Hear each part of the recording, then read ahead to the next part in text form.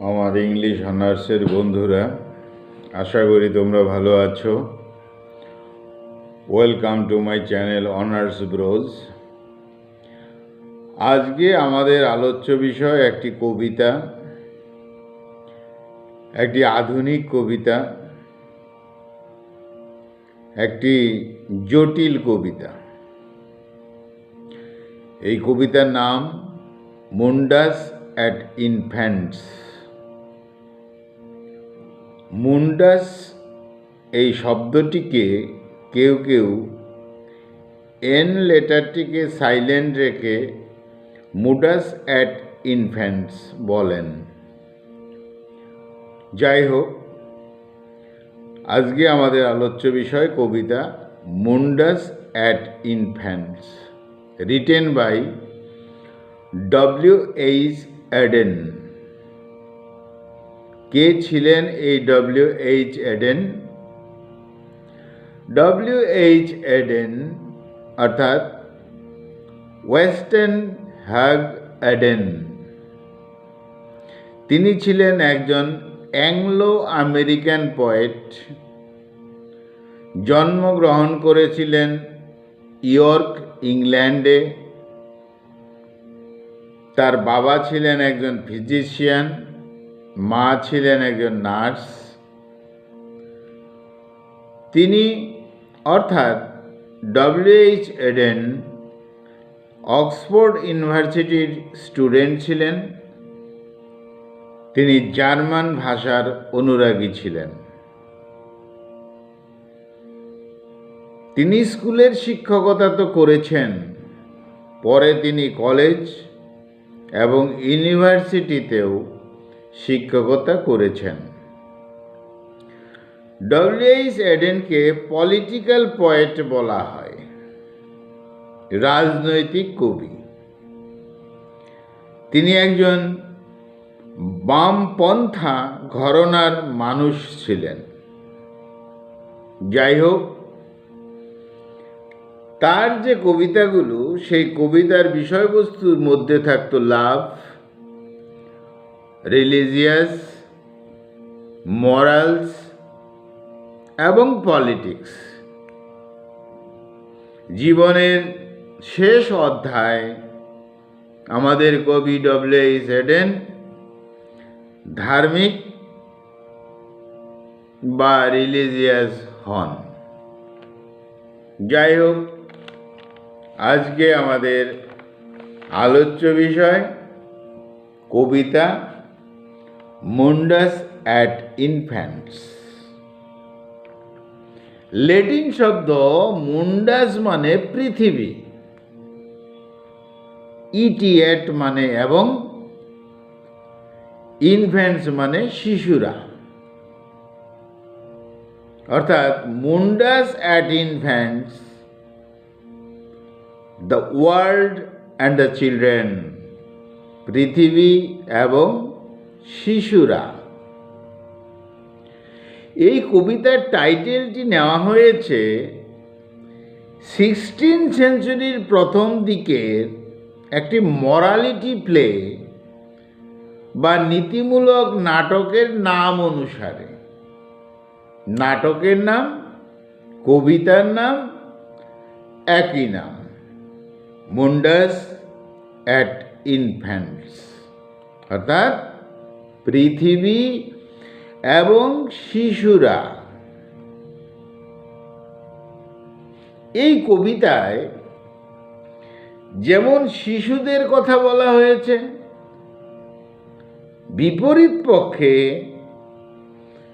Grown up people, matured people অর্থাৎ পূর্ণ বয়স্ক মানুষদের কথাও বলা হয়েছে। পৃথিবী এবং শিশু, তাদের জগৎটা একরকম। পক্ষান্তরে পূর্ণবয়স্ক মানুষেরা এবং তাদের পৃথিবী, তাদের সমাজ অন্যরকম।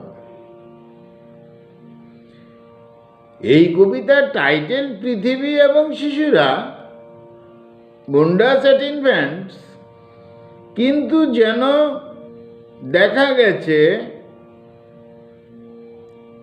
ম্যাচিওর্ড পিপল বা গ্রোন আপ পিপল বা পূর্ণবয়স্ক মানুষদের কথা বেশি বেশি করে কবি বলেছেন।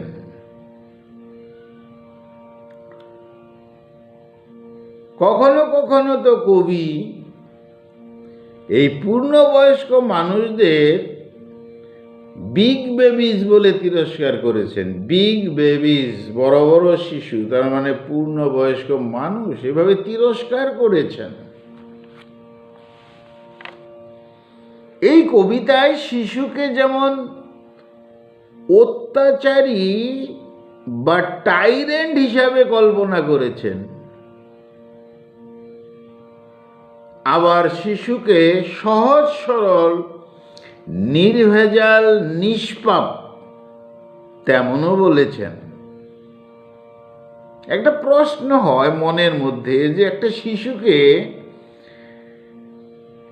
টাইরেন্ট কি করে বলা যায়? টাইরেন্ট তো বিশ্বাসঘাতক, তাহলে শিশু বিশ্বাসঘাতক? বিষয়টাকে হালকাভাবে ভাবতে হবে। টাইরেন্ট অত্যাচারী, কার কাছে? মাকে সে অত্যাচার করে, মার কাছ থেকে দাবি করে, মার কাছ থেকে চেয়ে নেয় তার প্রয়োজনে। সেই সব অর্থেই তাকে অত্যাচারী বলা হয়েছে শিশুকে। পক্ষান্তরে একাংশ পূর্ণবয়স্ক মানুষ এই পৃথিবীতে রয়েছে যারা আমি এবং আমাদের মধ্যে তফাৎ বুঝতে ব্যর্থ। কবির কথায় তাদের সেলফ লাভ নিয়ে আমিতে পরিণত হয়েছে এবং তাদের লাভটা যেন সেলফিশ লাভ, স্বার্থপর ভালোবাসা, এই পৃথিবীর উদ্দেশ্যে, এই সমাজের উদ্দেশ্যে। They fail to distinguish between me and us. তারা ব্যর্থ হয়েছে আলাদা করতে, আমার সাথে আর আমাদের সাথে সব গুলিয়ে দিয়েছে। কারা? পূর্ণবয়স্ক মানুষের। কবির অন্য সব কবিতায় এই ধরনেরই কনফ্লিক্ট বা দ্বন্দ্ব দেখা যায়। কখনো বলা হয়েছে সেলফ উইলড লাভ, নিজের ইচ্ছায় ভালোবাসা।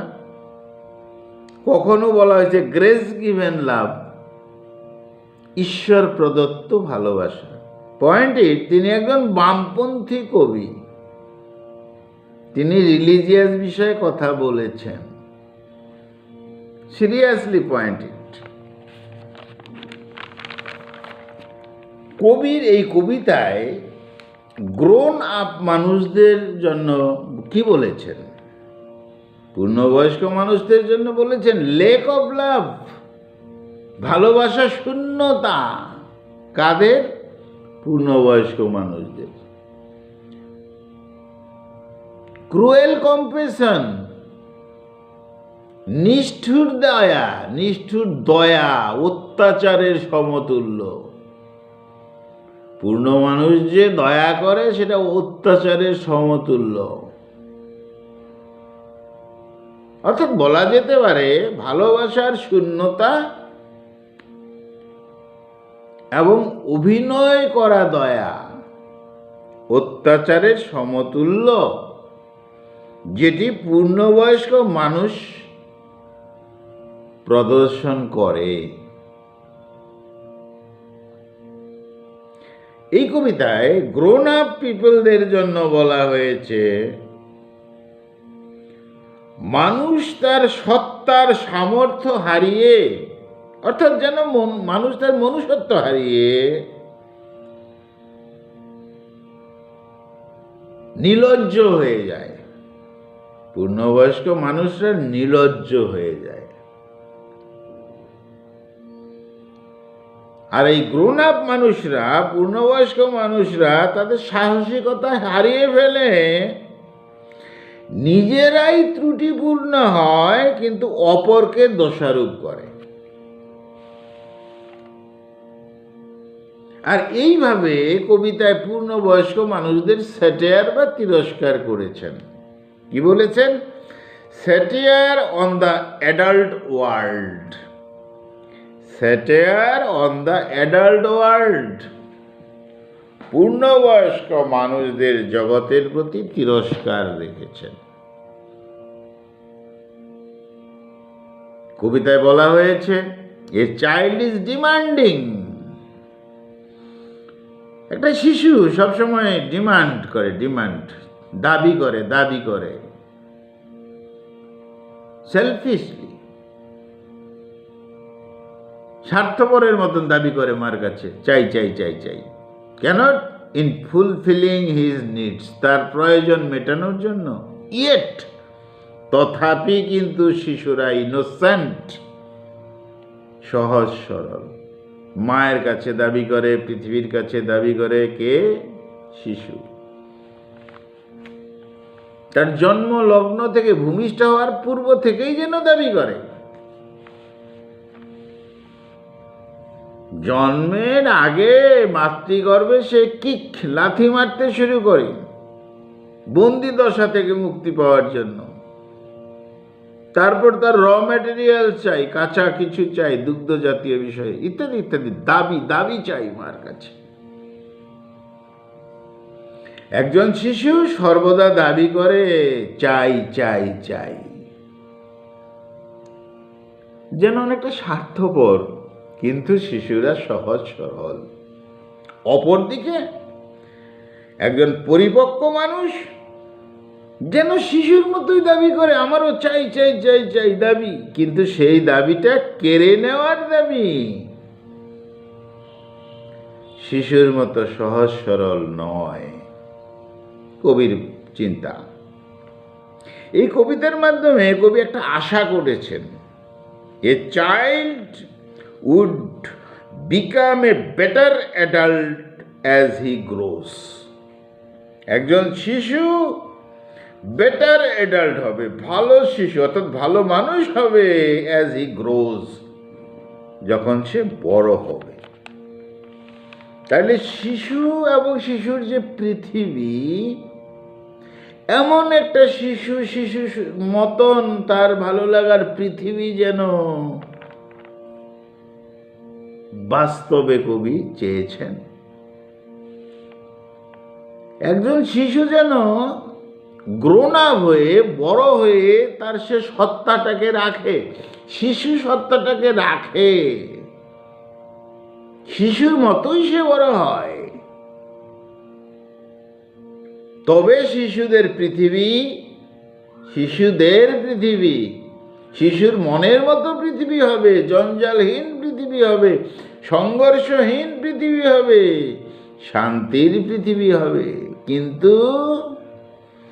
কিন্তু সে তো হবার নয়, কারণ এভাবেই কিন্তু গ্রোন আপ মানুষদের স্যাটায়ার করেছেন, হবার নয়। দায়ী কে? গ্রোন আপ ম্যাচিওর্ড মানুষ, পরিপক্ক মানুষ, সব জানতা মানুষ। কবি আরো বলেছেন কবিতায়, এ চাইল্ড ইজ প্রজেক্টেড। শিশুকে যেন এইভাবেই প্রজেক্টেড করা হয়েছে। কিভাবে? অ্যাগ্রেসিভ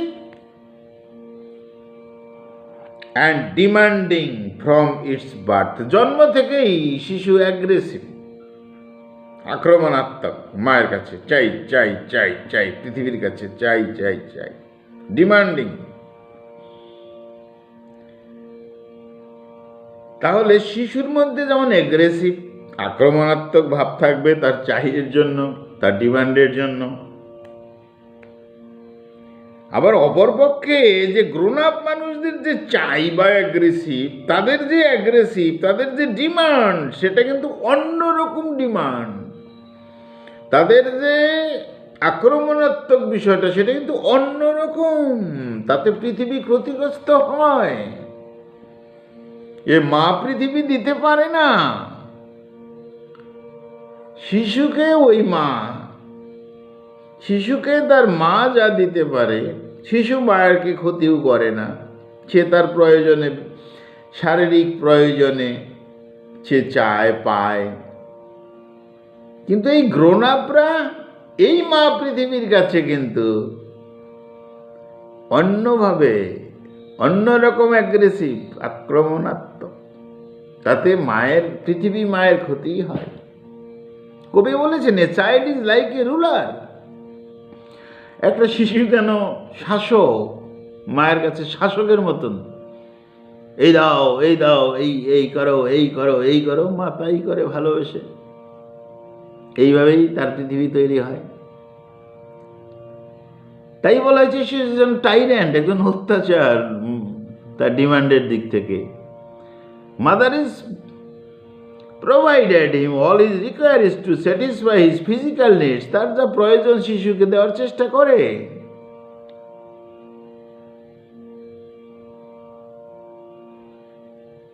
সমাজে বা পৃথিবীর কাছে গ্রোন আপ যে পিপলরা আছে, তারা কিন্তু একই রকম দাবি করে, চাই চাই চাই, কিন্তু সেই চাই জোরপূর্বক চাই, জবরদখল।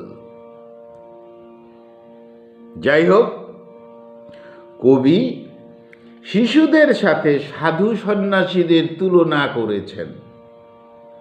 শিশু সহজ সরল, সাধু সন্ন্যাসী সহজ সরল। শিশুরাও ভেজাল বোঝে না, মন্দ কিছু বোঝে না, সাধু সন্ন্যাসীরাও বোঝে না। কিন্তু উল্টো দিকে এই সমাজ, পৃথিবীর ভেজাল বা মন্দ বিষয় কারা বোঝে? গ্রোন আপ পিপল বোঝে, পরিপক্ক মানুষরা বোঝে। তারা সচেতন কিন্তু থাকে অচেতন। তারা পৃথিবীর সমস্ত মন্দ বিষয় বোঝে, তারা সচেতন কিন্তু হয়ে থাকে অচেতন। কবিতায় একটা অবজারভেশন করেছেন যে রাজনৈতিক, পলিটিক্যাল, সাইকোলজিক্যাল, ইকোনমিক, হিস্ট্রিক্যাল, এই যে বিষয়গুলো, এর মধ্যে দৃষ্টিভঙ্গি, মানুষের একরকম চাহিদা, পূর্ণবয়স্ক মানুষদের চিন্তা ভাবনা একরকম থাকে, কিন্তু শিশুর তো তা থাকে না। মা পৃথিবী আর পৃথিবী, শিশু পৃথিবী, তিনটা সেম। শিশু, মা, পৃথিবী একই রকম। কিন্তু এই গ্রোন আপ মারাত্মক। এরা রাজনীতি, মনস্তাত্ত্বিক, অর্থনীতি, যা কিছুই বলি না কেন, শিশু সুলভ আচরণই করে, কিন্তু প্রকৃতপক্ষে শিশুর মতো নয়। শিশু যেমন মার কাছে চাই দাও, পূর্ণবয়স্ক মানুষ ও পৃথিবী সমাজের কাছে চাই দাও। কিন্তু এই শিশুদের যে চাওয়া, ডিমান্ডিং, আর এদের ডিমান্ডের মধ্যে তফাৎ আছে, রাত দিন।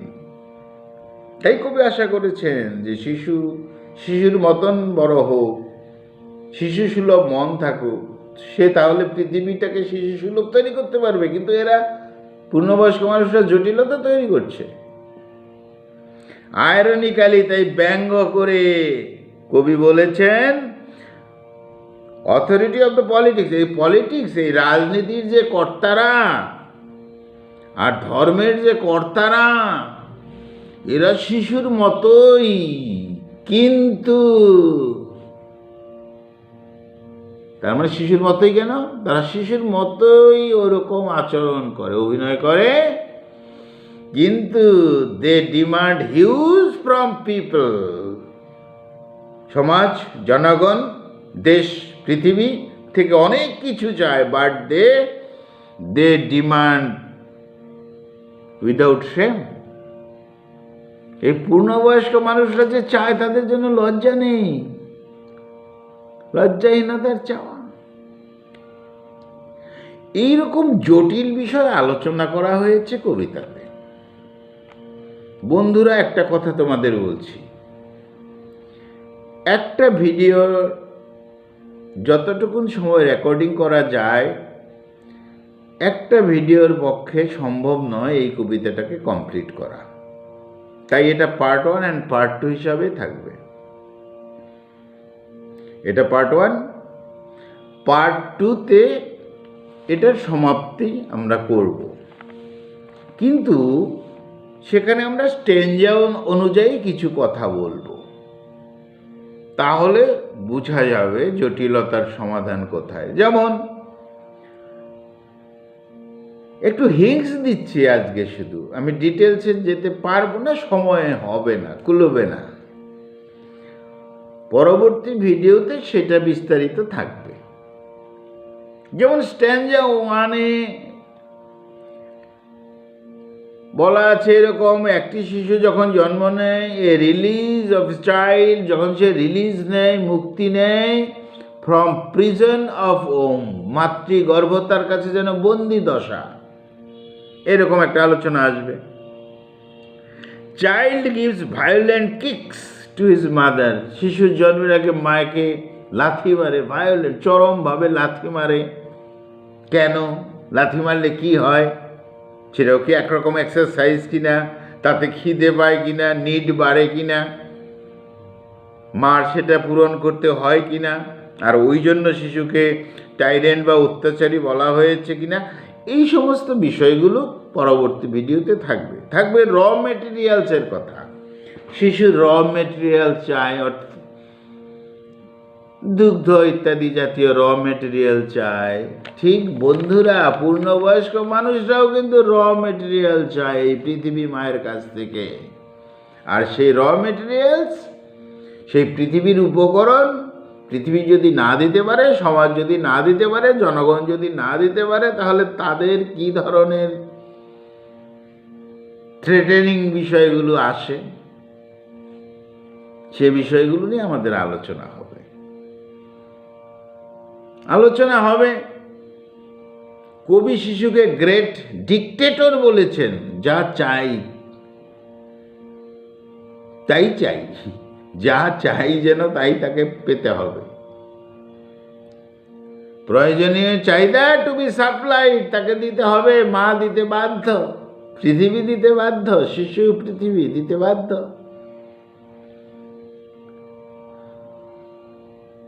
যে সমস্ত নিউ অর্ডার করবে শিশু, সেগুলো দিতে হবে। আর তার সঙ্গে এই তুলনা করেছেন কবি national politics, public reaction, public, জনগণ, এই সমস্ত বিষয়গুলো আলোচনা থাকবে। আর যদি শিশুর যদি কোনো সময় শর্টেজ হয়, কোনো জিনিসের শর্টেজ হয়, তখন মার কাছে কেমন করে, আর পূর্ণবয়স্ক মানুষের যখন শর্টেজ হয়, তখন পৃথিবী মায়ের কাছে কেমন করে। যেটুকু এক তা নয়, সেই সব ব্যাখ্যা আমরা পাবো পরের ভিডিওতে। আরো পাওয়া যাবে পূর্ণবয়স্ক মানুষরা যেন ready to fight with world, পূর্ণবয়স্ক মানুষরা কিছু পাওয়ার জন্য, চাওয়ার জন্য, কেড়ে নেওয়ার জন্য যেন রেডি টু ফাইট, যুদ্ধ করার জন্য প্রস্তুত। শিশুটিও মায়ের সাথে যুদ্ধ করার জন্য প্রস্তুত, শিশু বিষয়ক। কিন্তু পূর্ণবয়স্ক মানুষরা যখন রেডি হয় পৃথিবীর সাথে কিছু পাওয়ার জন্য, ready to fight with the world এর সঙ্গে, তখন তাদের ফাইট কিন্তু অন্য বিষয় থাকে। যদিও the world does not feed him according to his demand, পৃথিবী যদি পূর্ণবয়স্ক মানুষদের ডিমান্ড অনুযায়ী কিছু না দিতে পারে, খাবার না দিতে পারে, স্বাস্থ্য না দিতে পারে, তাহলে পৃথিবীর প্রতি এই মানুষটা কেমন হয়, সেই সব ব্যাখ্যাও থাকবে। আরো থাকবে চাইল্ডকে বলা হয় না আত্মজ্ঞানবাদী, শিশুরা আত্মজ্ঞানবাদী নয়, শিশুরা হলো সর্বেশ্বরবাদ বিশ্বাস করে। আসবে আলোচনা।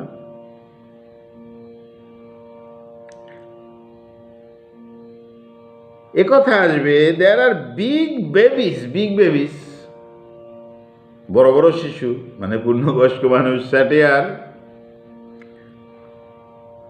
দে বিহেভ চাইল্ডিশ, তারা শিশুর মতন আচরণ করে বড় মানুষরা। but not realize the reality around him. তাদের চারিদিকে কি বাস্তবতা আছে তা তারা খুঁজে পায় না। বলা হবে যে গ্রোন আপ পিপলরা সব বিষয়ে সচেতন, তারা ইন্টেলেকচুয়াল, তারা স্পিরিচুয়াল, কিন্তু পৃথিবী থেকে তারা কেড়েই নিতে চায়। একটা শিশু যেমন কেড়ে নিতে চায়, এও সেরকম কেড়ে নিতে চায়, কিন্তু তার মধ্যে তফাৎ। আরো বলা হবে চাইল্ড ডাজ নেভার লাই, শিশুরা কখনো মিথ্যা কথা বলেন না। Child is like a saint, সাধুর মতন। কিন্তু গ্রোন আপরা কি সাধুর মতন? যদি সাধুর মতন হতো তাহলে তো শিশুর মতনই হতো গ্রোন আপরা, তাহলে তার কবির আশাই করতে হতো না তোমরা বড় হয়ে শিশু সুলভে থাকবে। একজন শিশু অর্থাৎ চাইল্ড লিভস ইন প্রেজেন্ট, সে বর্তমানেই থাকে, বর্তমানেই বোঝে। He has no memories of past, অতীত সম্পর্কে সে বুঝে না। নো হোপ ইন ফিউচার, ভবিষ্যৎ সম্পর্কে তার আশা থাকে না। কার? শিশুর। কিন্তু গ্রোন আপ পিপল কিন্তু ডিফার ফ্রম চিলড্রেন, তফাৎ। তারা সব বুঝে, তারা বর্তমান বুঝে, তারা অতীত বোঝে, তারা ভবিষ্যৎ বোঝে, সব বোঝে। তাই তারা হেল্পলেসনেস তৈরি করে, হতাশা তৈরি করে ফেলে, রেস্টলেস ব্যাপার হয়ে যায়, অস্থিরতার ব্যাপার হয়ে যায়। আর যা কিছু তারা করে জয়লেস হয়ে যায়, নিরানন্দের ঘটনা হয়ে যায়। এরকম একটা তফাৎ। আর একটা বিশেষ কথা আমরা আগামী ভিডিওতে আলোচনা করব। Child is not affected by what happening outside the world. নিজের জগতের বাইরে কি ঘটছে শিশুরা সেটা চিন্তা করে না, ভাবে না। কিন্তু পূর্ণবয়স্ক মানুষরা চিন্তা করে, বাইরের জগতে কি ঘটছে সেটা তো বেশি করে চিন্তা করে, নিজের জগতেরটা তো চিন্তা করে।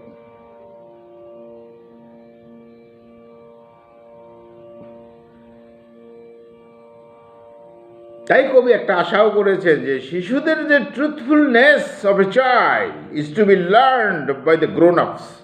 শিশুদের মধ্যে যে ট্রুথফুলনেস আছে, সত্যতা আছে, সেটা to be learned by the grown ups. Grown আপদের শেখা উচিত,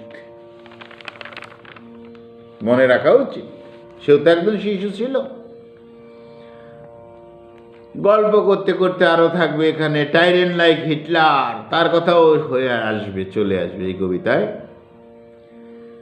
ক্যাপিটালিস্টিক সোসাইটি, পুঁজিবাদী সমাজের কথাও চলে আসবে, কারণ বামপন্থী কবি তো